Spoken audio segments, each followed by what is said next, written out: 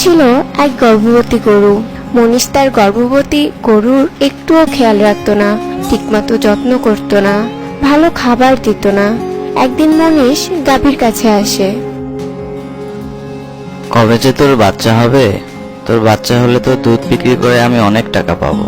মনীষ অপেক্ষায় থাকতো কবে তার গাভীর বাচ্চা হবে। কিছুদিন পর গাভীটির এক সুন্দর ফুটফুটে বাচ্চা হয়। গাভীর বাচ্চা দেখে তো মনীষ অনেক খুশি, আর প্রতিদিন গাভীর দুধ নিয়ে বাজারে বিক্রি করে।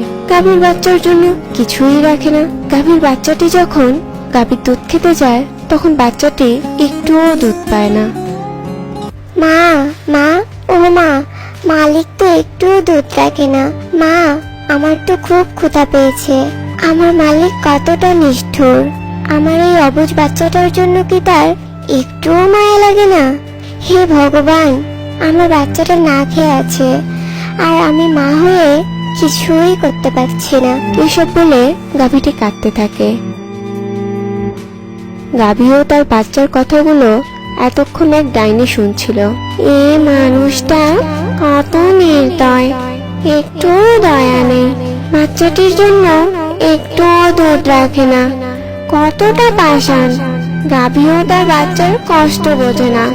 আমি এক ডাইনি হয়ে এদের কষ্ট বুঝছি, কিন্তু ওই লোকটি এদের কষ্ট বুঝছে না। ওই লোককে একটা উচিত শিক্ষা দিতেই হবে। এরপর ডাইনিটি গাভীটির ভিতরে প্রবেশ করে।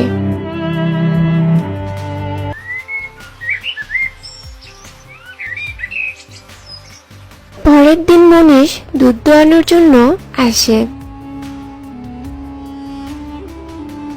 মনীষ যখন দুধ দোয়াচ্ছিল, তখন সে দেখলো দুধ না, রক্ত বের হচ্ছে। এ দেখে মনীষ অনেক ভয় পেয়ে যায়। হে ভগবান, এসব কি হচ্ছে? দুধের বদলে রক্ত কেন? বাচ্চাটাকে ছেড়ে দিয়ে দেখি তো। এরপর মনীষ বাচ্চাটাকে ছেড়ে দেয়। বাচ্চাটি গাভীর কাছে যেয়ে দুধ খেতে শুরু করে। তখন গাভী রক্ত না, দুধ দিতে শুরু করে। এ দেখে মনীষ অনেক ভয় পেয়ে যায়, আর সেখান থেকে চলে যায়।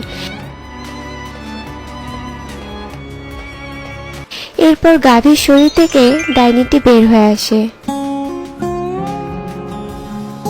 চিন্তা করো না, মনীষ তার কর্মের উপযুক্ত শাস্তি পাবে। তোমাকে অনেক ধন্যবাদ, আজ তোমার জন্য আমার বাচ্চা খেতে পারলো।